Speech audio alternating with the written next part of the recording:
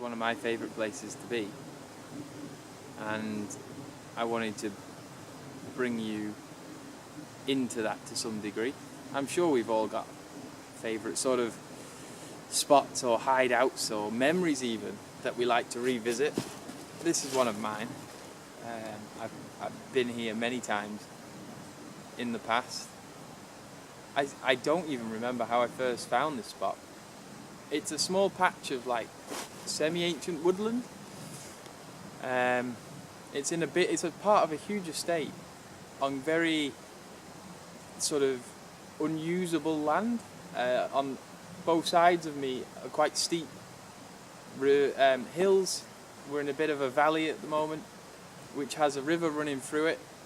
It can be quite marshy, and I just don't think it's ever been utilised as farming land, and as a result it's kind of preserved itself. There's a map of this area, but basically it's as untouched as I can find quite easily on my doorstep. It takes me 12 minutes to drive here from where I live. It's always been a bit of a retreat that's easy to access, and until I come back here I never remember why. The connection we have with nature and why it's an important element that we can bring into our lives, into our cities and into the structures we create and build, and the reason why it's important, it's very much an emotional connection. I challenge anyone to come and sit here right now with the right clothes at the right temperature and not be taken in by a kind of background space that just seems to exist in places like this. I'm left with only the sound of a river and the occasional bird. I literally got out of my car when I arrived here and felt bathed in a new person. If you've any doubts in your mind, any doubts, go spend time in nature.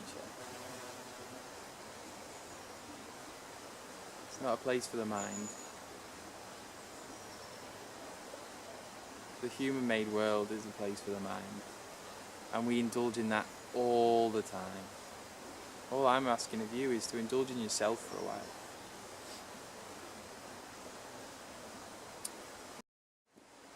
I want to show you more of what you can find and experience and feel when you come down to the woods today. Come on.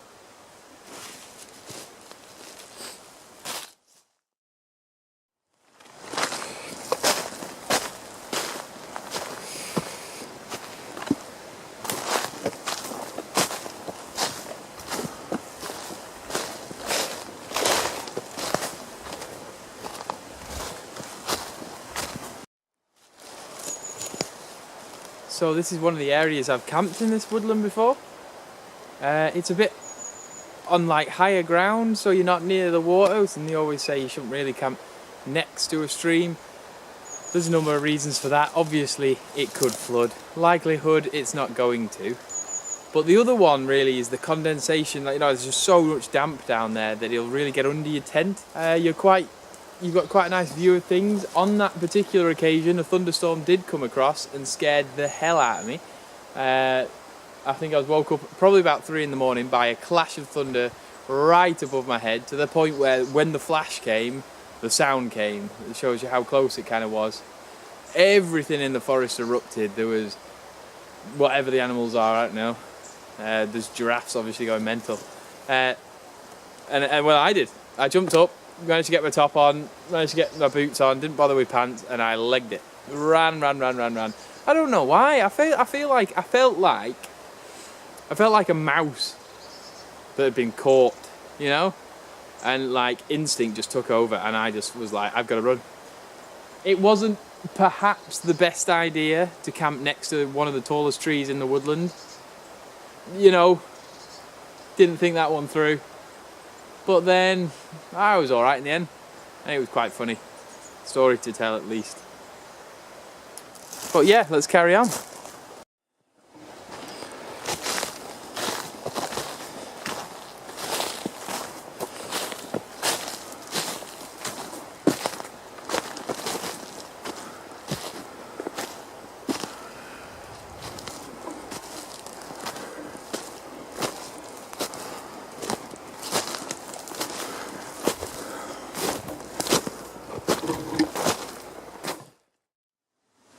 here we are again, in the woods, in the heart of it, exactly where I want to be.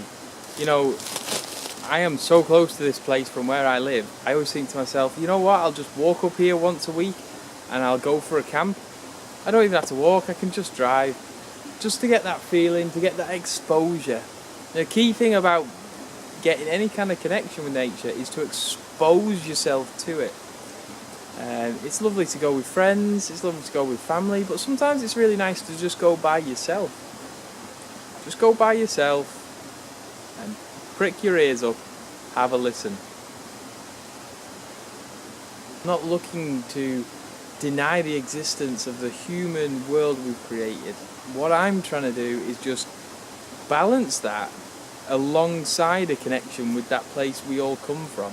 Now, I used to, for a year I surveyed, and I was often out in places like this or walking around woodlands and recording a lot of information.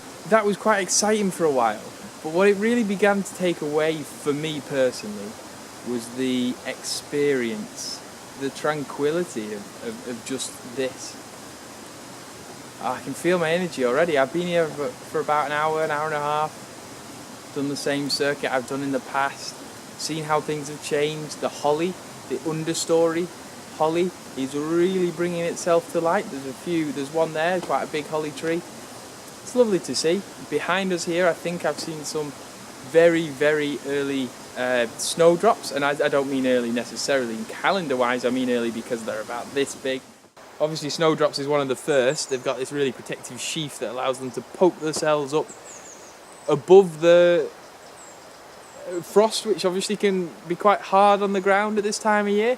Of course, they're sacrificing and longer days, but what are they getting? They're getting a niche in their environment where everything else is still dormant, still asleep. But yeah, it's just a beautiful place, beautiful spot. See you later.